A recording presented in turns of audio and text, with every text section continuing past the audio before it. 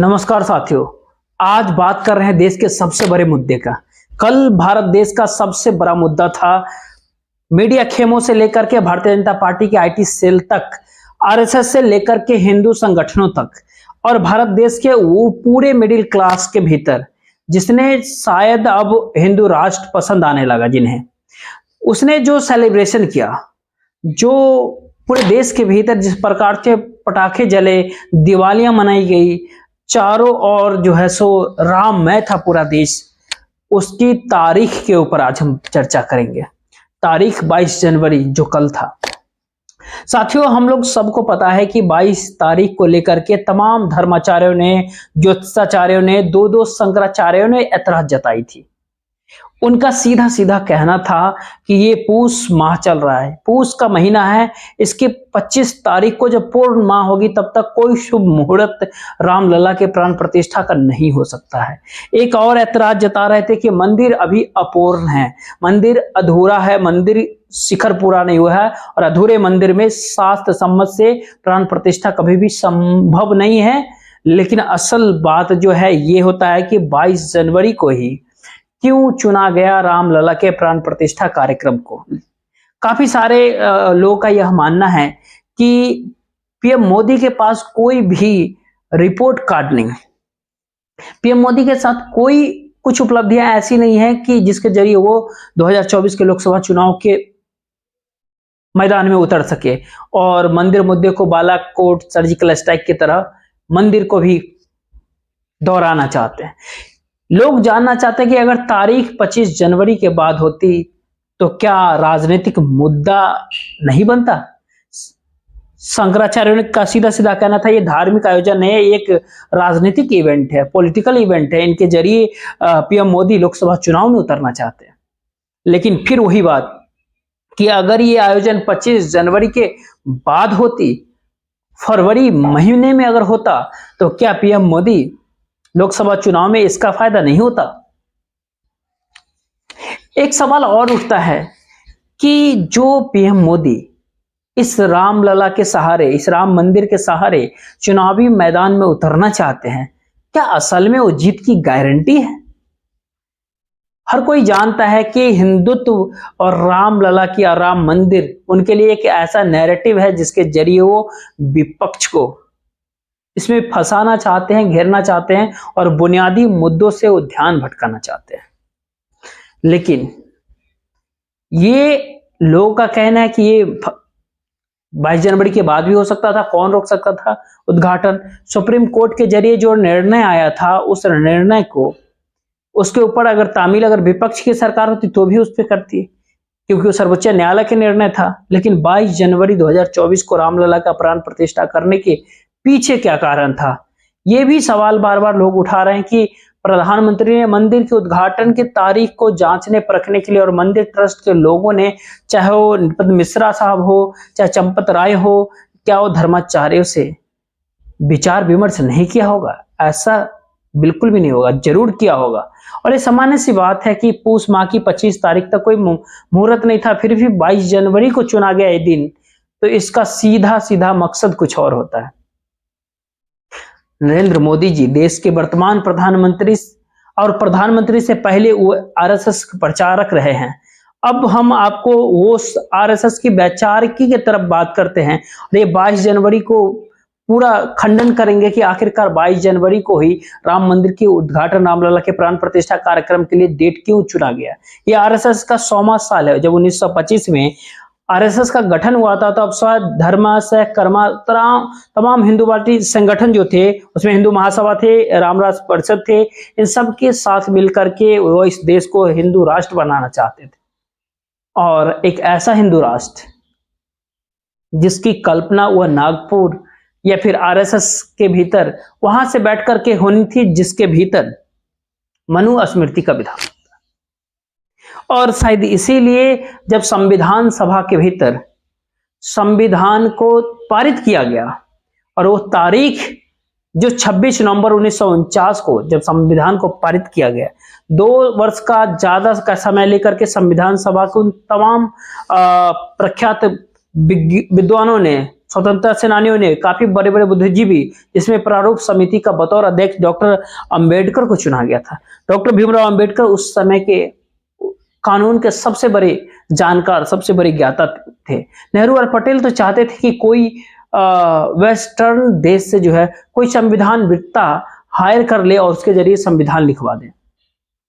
गांधी जी ने कहा नेहरू को बुला करके कि हमारे पास वो व्यक्ति है, वो शख्स है जो संविधान लिख सकता है, संविधान निर्माता हो सकता है, उसका नाम है डॉक्टर अंबेडकर।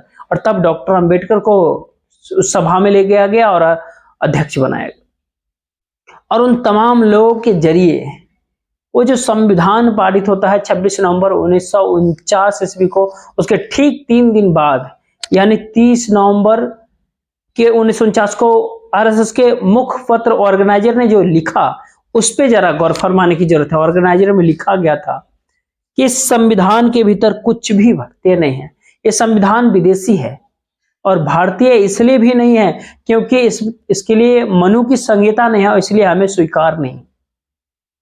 संविधान विदेशी तो संविधान भारतीय क्यों नहीं है? क्योंकि इसमें मनु की संहिताएं नहीं है। तो खुले तौर पर आरएसएस मनु स्मृति के आधार पर संविधान को बनाना चाहते हैं। मनु स्मृति का मतलब किसी को कहने की जरूरत नहीं है। दलितों, शूद्रों, स्त्रियों और आदिवासियों के साथ उसमें क्या व्यवहार हो रहा था, किस तरह के दोयम दर्जे का व्यवहार हो रहा था, ये किसी को बताने की जरूरत नहीं है। उसकी संहिता ये चीख चीख करके कहती है, बोलती है। शायद इसीलिए डॉक्टर भीमराव अंबेडकर ने 25 दिसंबर 1927 को मनु स्मृति का दहन कर दिया। तो उस मनु स्मृति के आधार पर संविधान का निर्माण आरएसएस चाहता था और उस आरएसएस ने अगले 40 सालों तक तिरंगे का कभी सम्मान नहीं किया, तिरंगे को दोहरे राष्ट्रीय ध्वज के रूप में स्वीकार नहीं किया। वो चाहता था कि भगवा राष्ट्र ध्वज हो। और मुझे जब डॉक्टर अंबेडकर मुंबई एक घटना है, जब पहुंचे थे तब के बंबई हुआ करता था और एयरपोर्ट से जब वापस दिल्ली लौट रहे थे, उस दौरान हिंदू महासभा के लोग डॉक्टर अंबेडकर के पास पहुंच जाते हैं एयरपोर्ट के ऊपर और वो कहते हैं डॉक्टर अंबेडकर को कि डॉक्टर अंबेडकर, अब कुछ दिनों में ही राष्ट्र ध्वज पर चर्चा होनी है, जरा अपनी तरफ से भगवा के बात कीजिएगा। डॉक्टर अंबेडकर मुस्कुराते हैं और उन हिंदू महासभाइयों से उन्होंने उस समय कहा कि एक चमार के बेटे से चाहते हो कि वो भगवा की बात करे। संविधान तिरंगे को राष्ट्रध्वज बनाया गया और जिसमें समूचे भारत देश की संस्कृति, समूचे भारत देश के स्वाधीनता आंदोलन के संकल्प और उनकी छवियां अंकित है, उनकी तस्वीर अंकित है। उसमें वो सारी बुद्ध का इतिहास है, उसके भीतर समता, स्वतंत्रता, बंधुत्व, ये सारे भाव हैं। समूचा इतिहास उसमें समाहित है। उस तिरंगे को स्वीकार किया गया राष्ट्रीय ध्वज, लेकिन आरएसएस ने अपने कार्यालय के ऊपर 4 दशकों तक उसको नहीं फहराया। और फिर जाकर उस दिनांक, उस तारीख, उस डेट की और हम बात करते हैं जो है आरएसएस हिंदू राष्ट्र बनाना चाहते थे। उसके प्रचारक आज प्रधानमंत्री है नरेंद्र मोदी जी खुद। जिस तरह से 10 सालों के भीतर हिंदू राष्ट्र को बनाने के लिए धीरे धीरे बहुत ही बारीकी से कदम आगे बढ़ाया है, उसके लिए ये आज की 22 जनवरी याद रखना पड़ेगा। ये भी कहा जाता है कि आरएसएस अपने 100वें साल पर हिंदू राष्ट्र को जो है खुले तौर पर घोषित करना चाहेगा। हो सकता है कि आरएसएस के भीतर इतनी हिम्मत ना हो पाए हिंदू राष्ट्र घोषित करने का, लेकिन उस संविधान को बदल करके और उन सारे इतिहास को, पन्नों को जो है विकृत करके हिंदू राष्ट्र के उस हुए पूरे भाव भंग को वो लोगों तक, आम जन लोगों तक पहुंचाने में कामयाब। 22 जनवरी की बात करें, लेकिन उससे एक और तारीख की बात कर ले कि इस भारत देश के स्वाधीनता के बुनियाद में 2 तारीख काफी महत्वपूर्ण होता है। एक 15 अगस्त 1947 और दूसरा होता है 26 जनवरी 1950। जब 26 नवंबर 1949 को भारत का संविधान पारित हुआ, लेकिन उसको लागू किया गया 26 जनवरी 1950 को। और उसके पीछे भी एक अपने इतिहास की तारीख थी, एक स्वर्णिम इतिहास की तारीख थी। रावी के तट पे लाहौर के भीतर जब 1929 में कांग्रेस का अधिवेशन हो रहा था, एक नौजवान जवाहरलाल नेहरू की अध्यक्षता में, तो नेहरू जी ने और उन तमाम कांग्रेसियों ने संकल्प लिया था और अंग्रेजों से सीधी मांग की थी कि अब मुझे पूर्ण स्वराज चाहिए। और पूर्ण स्वराज के संकल्प के लिए उन्होंने पहला स्वाधीनता दिवस मनाने का ऐलान किया और वो तारीख थी 26 जनवरी 1930। तो 26 जनवरी 1930 को अविस्मरणीय बनाने के लिए, हमेशा उसको सेलिब्रेट करने के लिए, हमेशा याद करने के लिए 26 जनवरी 1950 को भारत का संविधान लागू होता है, भारत गणतंत्र होता है। और गणतंत्र के कई मायने हैं, तो इसका पहला साफ साफ मतलब होता है कि इस भारत देश के संवैधानिक प्रधान कोई आनुवंशिक राजा नहीं होगा, लोगों के द्वारा चुना जाएगा। और संविधान की पहले ही पंक्ति होती है, हम भारत के लोग भारत को संपूर्ण प्रभुत्व संपन्न लोकतांत्रिक गणराज्य बनाने के लिए, लोकतांत्रिक गणराज्य की बात होती है। और एक गणराज्य क्या, किसी भी समुदाय का कोई भी गरीब वंचित व्यक्ति वो भी संविधानिक प्रधान बन सकता है। अगर एक आदिवासी महिला आज देश का राष्ट्रपति है तो देश के लिए फख्र की बात होती है। उसी प्रक्रिया से पीएम मोदी चुन करके आए, जो बराबर कहते हैं कि मैं चाय वाले का बेटा हूं, मैं गरीब हूं, उसी संविधान के जरिए चुन करके आए। लेकिन क्या उस संविधान को सुरक्षित संरक्षित रखना चाहते हैं, ये सवाल उठता है। तो 26 जनवरी 1950 को जो संविधान लागू हुआ, उसका दूसरा मतलब होता है, और एक बात और आपको साफ कर दे कि जो संवैधानिक राष्ट्र होगा, जो इस भारत देश को चलाने वाले होंगे, जो इस भारत देश के मालिक होंगे, वो आनुवंशिक राजा नहीं होंगे। डॉक्टर अंबेडकर ने राजेंद्र प्रसाद से एक बहुत बड़ी बात कही थी। उन्होंने कहा था उस दौर में कि मैंने ऐसा प्रावधान किया है इस संविधान के भीतर, मैंने तमाम रानियों की नसबंदी की है। अब कोई भी राजा किसी रानी के पेट से पैदा नहीं होगा, बल्कि मतपेटी से पैदा होगा।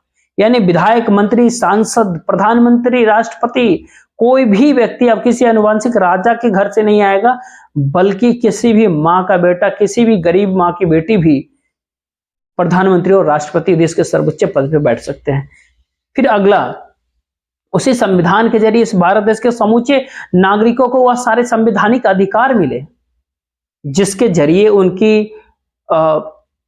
अभिव्यक्ति की आजादी, उनकी अपनी गरिमा, उनकी अपनी संस्कृति की रक्षा, उनके अपने धर्म का संरक्षण, इस सारी तमाम अधिकार उनको प्राप्त हुए। समता, स्वतंत्रता और बंधुता उसी में शामिल हो गए।